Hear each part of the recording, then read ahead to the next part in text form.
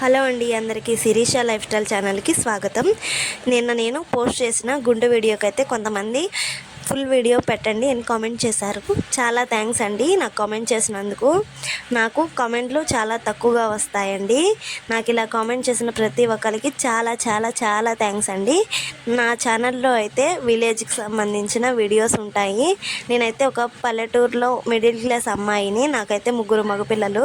నా ఛానల్లో మీకు నచ్చిన వీడియోస్ చాలా ఉంటాయి. ఖచ్చితంగా చూసి ఆదరిస్తారని మనస్ఫూర్తిగా కోరుకుంటున్నాను.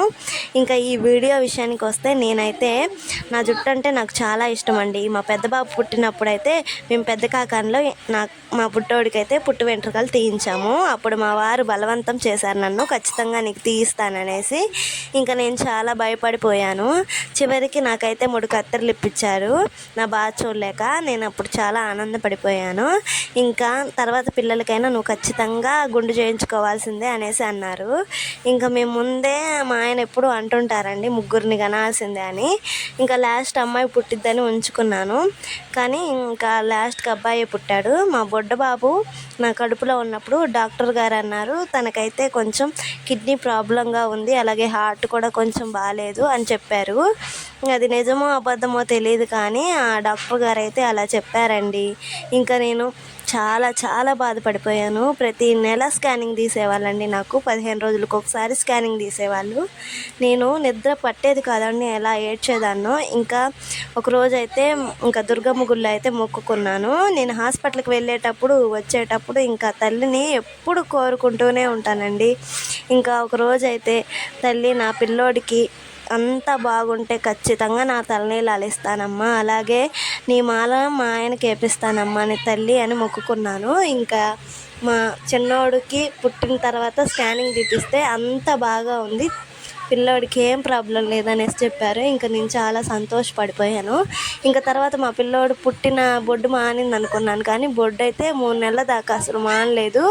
ఎత్తుగా ఉబ్బిపోయిందండి, సౌండ్ కూడా వచ్చేది, ఒత్తితే అలా ఉండేది తన బొడ్డు. నేనైతే ఎంత భయపడిపోయానండి. ఇంకా చాలామంది అన్నారు తగ్గిపోయిద్ది అనేసి. ఇంకా మాకు భయంగానే ఉండేది. ఇంకా నేను మా వారైతే స్కానింగ్ తీయించాము మళ్ళీ పుట్టిన తర్వాత బొడ్డుని. డాక్టర్ గారు అయితే ఇంకా తగ్గిపోద్దమ్మా, ఎటువంటి ప్రాబ్లం లేదు, కొంచెం గ్యాస్ అని చెప్పారు. ఇంకా 3 నెలలు చివరికి అయితే వాడికి తగ్గిపోయింది. ఇంకా తగ్గిపోయిన వెంటనే ఇంకా ఒక 10 రోజులకి మా వారికి అయితే దుర్గమ్మ మాల వేయించాము. ఇంకా తర్వాత అనుకున్నట్టుగానే దుర్గమ్మ మాల వేయించుకొని నా చేత్తో నేను అతనికి, ఆ తల్లికి సేవలు చేసుకున్నానండి. నాకు ఎవ్వరు హెల్ప్ చేయలేదు. 3 పిల్లల్ని చూసుకుంటూ కూడా మా వారికి సర్ది భిక్ష అన్నీ నేనే చేసేదాన్ని, బయటికి కూడా పంపించేదాన్ని కాదు. ఇంకా అట్లా చేసుకున్నాను. నా పిల్లల కోసం ఏదైనా చేస్తాను నేను. ఇంకొక విషయం కూడా ఉందండి. మా మామయ్య గారికి యాక్సిడెంట్ అయినప్పుడు ప్రాణాలు కోల్పోయే సిచ్యువేషన్ వచ్చింది ఒక 2 సంవత్సరాల క్రితము.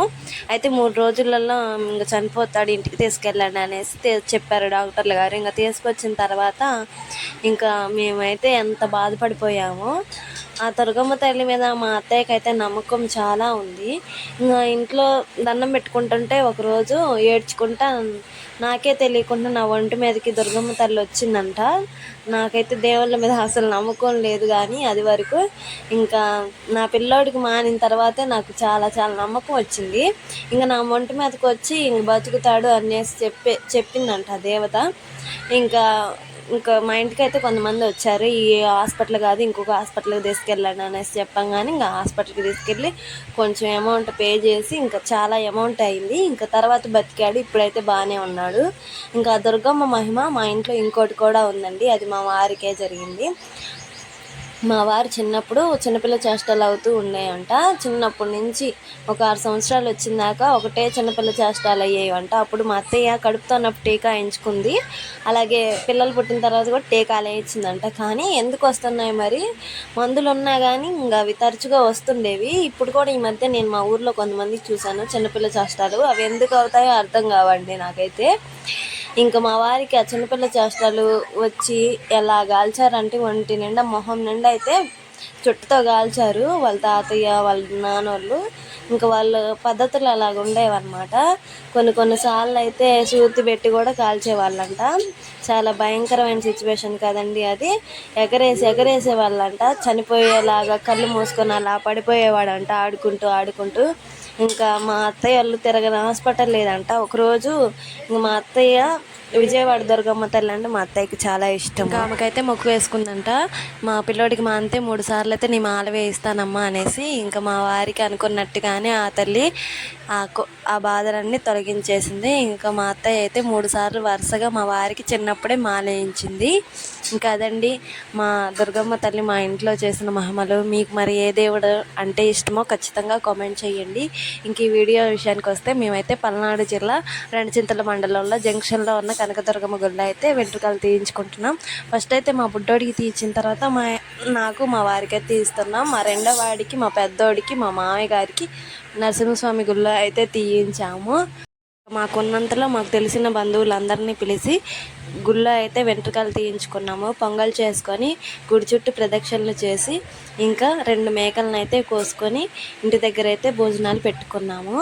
ఇంకా నేను గుండు చేయించుకుంటున్నప్పుడు అయితే మా వారు ఒకటే జోకులు, మా తమ్ముడు మా వారు వేసే జోకులకి ఆ మంగళాయన కూడా నవ్వుతున్నాడు. ఆ జోక్ ఏంటంటే, ఇంకా మన ఇంట్లో 6 నెలల దాకా దువ్వాన, కొబ్బరి నూనె, క్లిప్పులు అలాంటి ఏం ఖర్చులు ఉండవు, హ్యాపీగా ఉండొచ్చు అనేసి అంటున్నారు. ఇంక ఇదండి ఇవాళ వీడియో ఎలా అనిపించిందో ఖచ్చితంగా కామెంట్ చేయండి. నా వీడియో ఇంతవరకు చూస్తున్న వారు అలానే వెళ్ళిపోకుండా లైక్ చేసి వెళ్ళండి ప్లీజ్. ఈ ఛానల్లో ఉన్న ప్రతి ఒక్క వీడియో కూడా చూడండి, మీకు చాలా నచ్చుతుంది.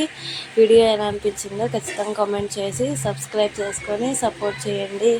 Thank you for watching my video.